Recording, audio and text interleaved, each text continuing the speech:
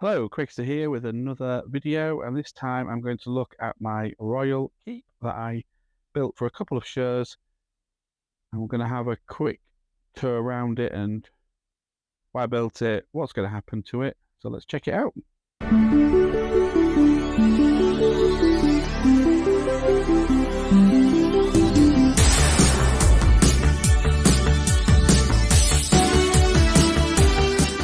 So this is my royal keep. There's a little bit of a story that goes with it, which includes the sort of golden era shield on the front there, and a bit of the Royal Lion Knights. And that story that I've built helps me sort of build castles and why they're built like this and why they exist, etc. And I'm probably going to do a video on that later on.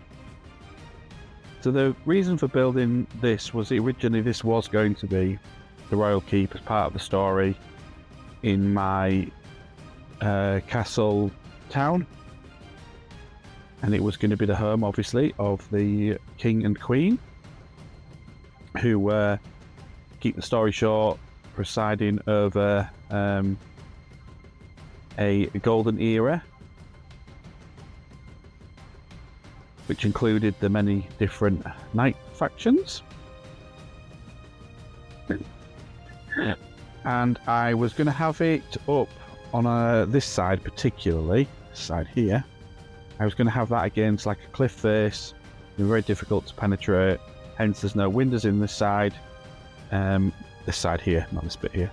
And this bit I'd started to put some rock texture work in. So I ran out of kind of time of when I wanted to get this done by, because I had a lot of other things going and I wanted to take it to a couple of shows that I've been to this year. And that was the reason why I went particularly with this design, with the grey at the bottom and then the white at the top, was to kind of show it weathered. I did think of putting old white bricks in here or discoloured white bricks, but they really don't look good in builds. So I thought, now I'll go from a transition of grey to white. So it's like, obviously this bit is newer and this bit has been weathered, but I was really sort of wanting to do something in the white and sand green, use those bricks that I had and sort of save my grey bricks, basically. I wanted to use these sort of elements from the Lion Knights 90th anniversary castle, these angles that they've done, and also these sort of window frame arrow slits that they've done in there, so I incorporated that in, hints of gold for royalty, stained glass window that I wanted to use, that I knew a technique that a lot of people have used before with these translucent cheese slopes sort of wedged in a certain pattern into the window frames. Came with a little bit of ornate design. Again, this is a very fantasy inspired castle rather than a traditional sort of medieval castle. I also wanted to incorporate some of the tower technique with the cylinders and my two bricks. So it was another little tick off the box. And the other thing that I really wanted to try was to have like a hinge style opening. There's a couple of holes around here where you'll see there's buttons for fireplace light bricks. The back's a bit plain. But yeah, I wanted to do like a bookcase, and I wanted to be able to do it with this tower technique. See if it could be done, you know. And yeah, I managed to do it. So it will open up in a bookcase style, both sides. Give you access. Makes the roof not that solid, but it does the job. It's a bit dark in here. Let's see if we can put some lights on. Yeah.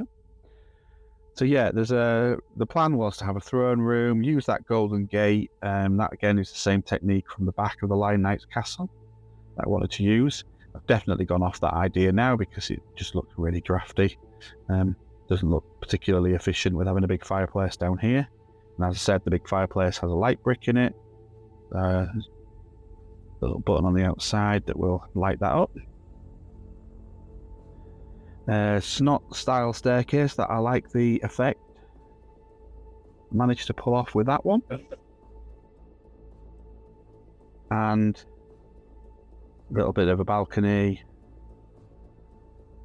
And obviously you've got the throne room in there with the, didn't build the thrones yet with the king and queen, and I was going to tile it off and do some fancy stuff in there, but again, I ran out of time, so I just set it up as basic as I could for the benefit of the show. And on this side, we've got like a map table and another fireplace. Again, that one lights up, so you can have a better look at that one. And the map table is also doubling as a dining room table. We'll be able to do it one-handed. So you can spin it across, and then you've got a dining room table, and that was just to use the space better, really. And the map table was kind of the, you only go one way, was the kind of preliminary design of how I was going to do the medieval castle town with the moat, the Black Forest, the gatehouse, Black Falcons, Lion Knights at the back, obviously the Royal Keep there in the middle, the harbour on the other side, and I've kind of changed that design a little bit. Some of it stayed, but changed some of it. Keys falling down from the roof there. That's a spiral staircase up to the roof, which is not quite finished, and I don't really like the style of that one. I prefer the one that I've just done in the Castletown video in the tower, so if you want to see that one, go and check out that video. Above that is a little kitchen, again copying some of the styling from the Lion Knights castle, because I think it's just what they've done in there is quite a good reference book. Can we get in there a bit better? Yeah, it's just a little kitchen again. I put it out there, it was a little space, I thought they could come down the staircase and serve the food, but really it's not going to work for me. That I prefer the kitchens and the servants' quarters and everything to be below the throne room. So, and this hinge system that you do, it looks great for, like, you know, being able to get in and look at it, but for play value, it's not very good because you're not using the space very well. That dining room table takes up a lot. It works when it's closed because you get all this space from this side, because that's just like a blank space for the rest of the dining room that leads onto the stairs. But yeah, it limits what you can do, whereas if this had been modular, lift off sections, it would have been a lot easier to get in there and put some more detail and do the floor better. The stained glass from the back looks pretty nice. There's a couple of bricks there to add some shields in. That's where I was going to potentially put some of the royal Lion Knight shield that I've got in there. Just tie that faction together a little bit with the golden era. And this side here was going to be a royal bedroom. There was quite a bit of room in there to put a nice big bed. Stairs up to it. Yeah, I've not done the detail on that, and to a certain degree I'm quite pleased, because obviously I am going to make quite a lot of changes. But then you've got your top, and I tiled it all off to make it just look nicer. Put some figures on there for the show, and that was that. But really, I want to use this space a lot better. So my plan is, if we close it back up, spin it round.